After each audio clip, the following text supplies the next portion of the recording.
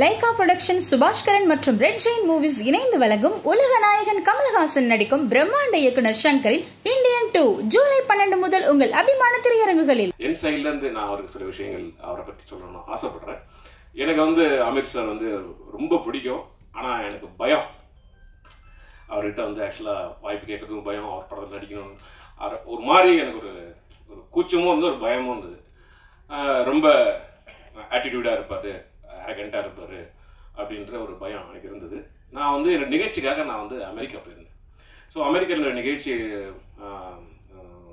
Houston அங்கே போயிட்டு பெரிய நிகழ்ச்சியில் ஃபுல்லாக பண்ணிகிட்டு இருக்கும்போது அப்போது ஒருத்தர் என்கிட்ட அவர் அறிமுகப்படுத்திட்டு என்கிட்ட பேசினார். சரி, என் பேர் கணேஷ், நான் தான் ப்ரொடியூசர் அப்படின்னாரு. என்ன படம் சார் பண்ணிங்க? நான் சாப்பிட்டா தான் இப்படியே கேட்டேன். நான் தான் ஒரு படம் ப்ரொடியூசர் பண்ணி சார் அப்படின்னும்போது அப்போ அப்படியே பேச்ச ஆரம்பிக்கும்போது அப்போது அவர் சொன்னார், அமீரை பற்றி நம்மகிட்ட சொல்லணும் அப்படி சொல்லி ஏதோ பேச்சில் அப்படியே வந்தது. அவர் சொல்ல சொல்ல சொல்ல அப்படியே நான் உருகி போயிட்டேன். இப்படி ஒரு மனிதர் இவ்வளவு விஷயங்கள்ல ஆளுமையோடு இப்படி இருக்க முடியுமா அப்படின்ட்டு. அதுலேருந்து அவருக்கு மேலே ஒரு தனி அன்பு, ஒரு பெரிய ஒரு மரியாதை எல்லாமே எனக்கு அவரை பற்றி பல சிக்கல்கள் பல விஷயங்கள் கேட்கும்போது முதல்ல கண்ணிலிருந்து கண்ணீர் தான் வந்தது. முதல்ல அது ஏன்னு தெரியல, நான் அவ்வளோவா அவர்கிட்ட பழகினது கிடையாது. பட் அந்த அளவுக்கான ஒரு அன்பை நம்ம மனிதர் பழகாமையே கிரியேட் பண்ண ஒரு மிக சிறந்த ஒரு மனிதர் அவர்.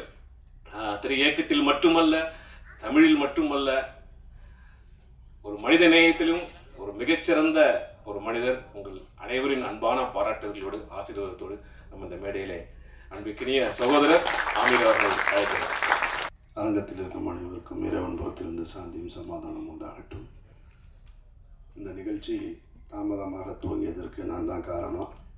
அதற்காக உங்களிடம் என்னுடைய மன்னிப்பை தெரிவிச்சுக்கிறேன். நான் ஒரு துவக்க விழா இங்கே வந்திருக்கக்கூடிய பத்திரிகையாளர்களுக்கும் ஊடக நண்பர்களுக்கும் மேடையில் வீட்டிருக்கக்கூடிய திரை ஆளுமைகளுக்கும் இது ஒரு வழக்கமான ஒரு விழா. ஆனால் சாமுக்கும் அவனை சுற்றி இருக்கக்கூடிய புதியவர்களுக்கும் தங்களுடைய வாழ்க்கையை துவங்குகிற ஒரு நாள். ரொம்ப முக்கியமான ஒரு நாள். நிறைய பூஜை பார்த்துருக்கோம். எல்லா பூஜையும் ரொம்ப பிரம்மாண்டமாக நடக்கும். ஆனால் அதற்கு பின்னால் அந்த படம் சார்ந்த கிளைகள் என்னன்னு கேட்டால் நம்ம மனசுலேயே நிற்காது.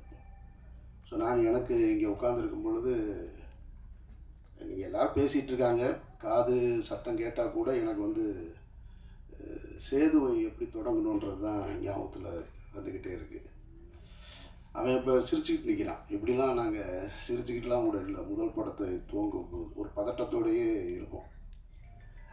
ரொம்ப பழைய கதையாக இருந்தாலும் இங்கே நிறைய புதியவர்கள் இருக்கிறதுனால அந்த கதை உங்களுக்கு புதுசாக இருக்கும்னு நான் நம்புகிறேன். நான்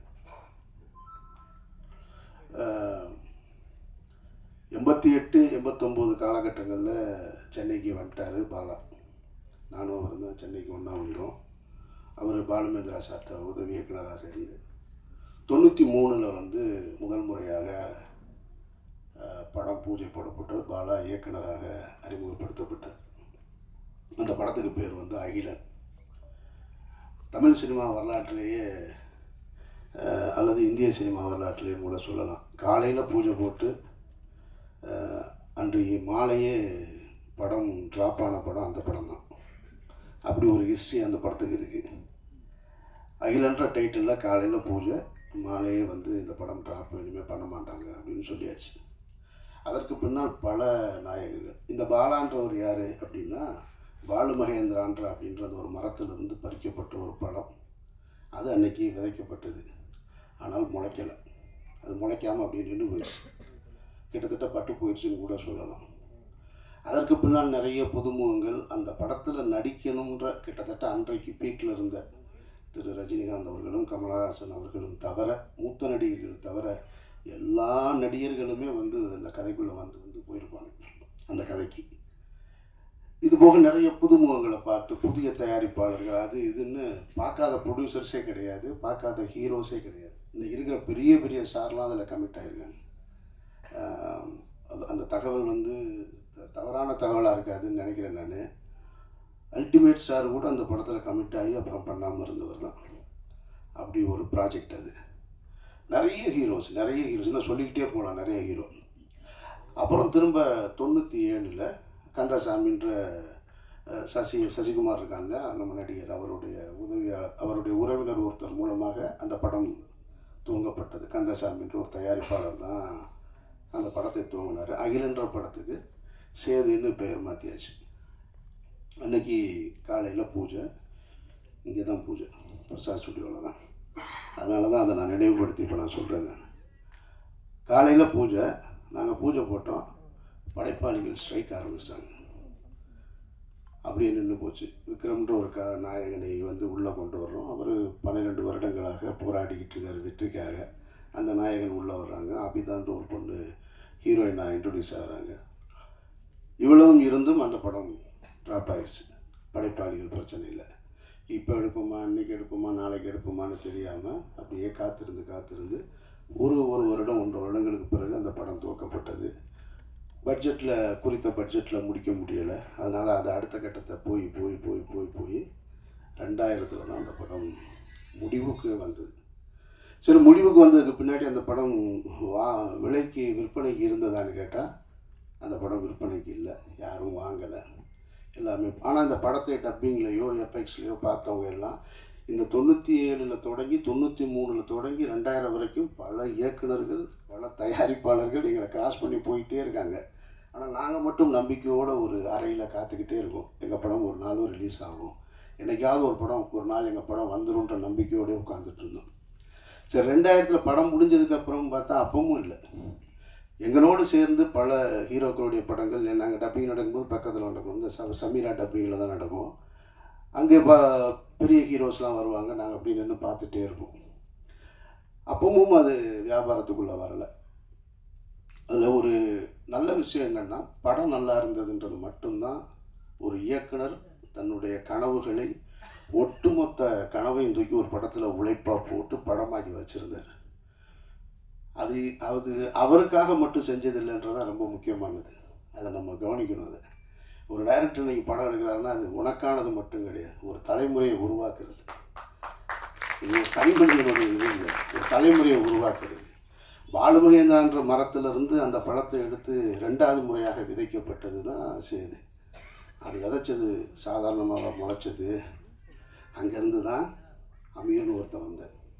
அங்கேருந்து தான் சூர்யான்ற ஒரு நடிகர் உருவாக்கப்படுறார். அங்கேருந்து தான் விக்ரம்ன்ற ஒரு மாபெரும் நடிகர் உருவாக்கப்படுறார். சூர்யான்ற நடிகர் தான் பல கம்பெனிகளை உருவாக்குறாரு, பல இயக்குநர்களை அறிமுகப்படுத்துகிறாரு. அமீர்ன்ற ஒரு இயக்குனர் வரும்பொழுது சசின்ற ஒரு இன்னொரு இயக்குனர் வரும். சசின்ற ஒரு இயக்குனர் வரும்போது சமுத்திரக்கனி வரும், கஞ்சா கருப்பு வரும், நமோ நாராயணன் வரும், புதிய தயாரிப்பாளர்கள் வர்றாங்க. இப்படி போய்கிட்டே இருக்கு. அப்போது அந்த காலகட்டத்தில் 2000 படத்தை எடுத்து முடிக்கும் பொழுது எங்களுக்கு இருந்த நம்பிக்கை படம் நல்லா இருக்குது, அவ்வளோதான், வேறு எதுவுமே தெரியாது. படம் விற்பனை ஆகலை. அந்த டைமில் இதே பிரசாத் லேபில் நான் அந்த படம் ரிலீஸுக்காக நானும் தயாரிப்பாளர் திரு கஃபார் அவர்களும், அவர் எனக்கு அண்ணன், கஃபார் அண்ணனும் சித்ரா லட்சுமணன் சாரும் அந்த ரிலீஸுக்கான வேலைகளில், ஏன்னா ரொம்ப சிரமம், ரொம்ப கடனில் இருக்குது, இந்த படம் எப்படி ரிலீஸ் ஆகும்னு தெரியாத ஒரு சூழல்.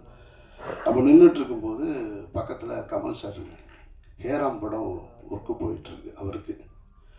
நான் சின்ன வயசுலேருந்து கமலஹாசன் அவருடைய மாபெரும் ரசிகன். நான் அவரையெல்லாம் பார்த்துட மாட்டோமா, அவர் கூட நின்ற மாட்டோமா, அவருடைய விரல் நுனியை தொட்டுற மாட்டோமா அப்படின்னு ஏங்கிக்கிட்டு இருந்த ஒரு நபர். அவர் அப்படி நிற்கிறாரு, இவ்வளோ பெரிய தாடி வச்சுட்டு. சித்ரா சாரை பார்த்த உடனே கமல் சார் கூப்பிட்டு பேசினார். என்ன சித்ரா இங்கே இருக்கீங்கன்னாரு. இல்லை, இந்த மாதிரி சேதுன்னு ஒரு படம் அப்படின்னோடனே கமல் சார் சொன்ன வார்த்தை, அம்மா கேள்விப்பட்டேன் அப்படின்னாரு. அதுதான் எங்களுடைய முதல் வெற்றி. படம் ரிலீஸ் ஆகுது. ஒரு புதிய படைப்பு யாருக்கு போய் சேர்ந்துருக்கு? ஒரு உலக நாயகன்கிட்ட போய் சேர்ந்துருக்கு.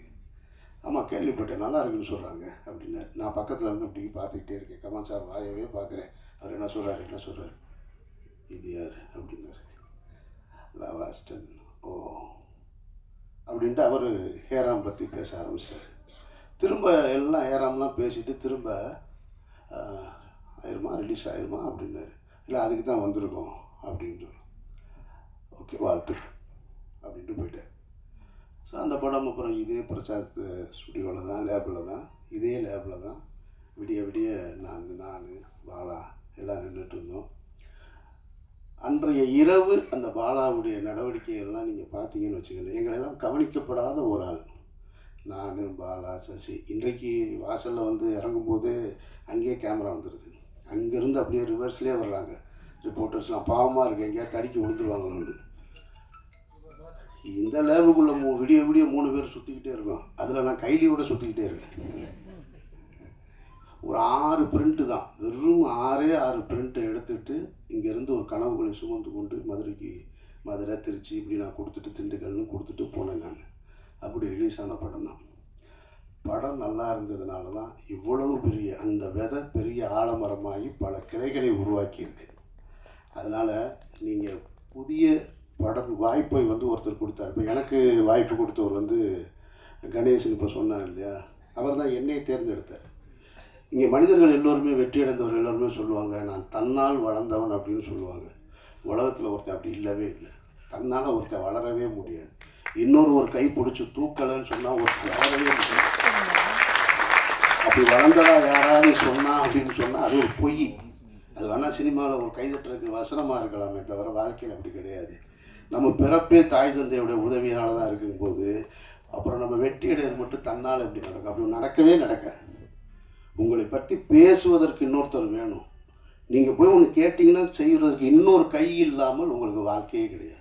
அப்படி ஒரு கை தான் இப்போ அவர் மகேஷ் அவர்கள் வந்திருக்கிறாங்க. அப்படி தான் எனக்கு ஒரு கணேஷ் வந்தார்.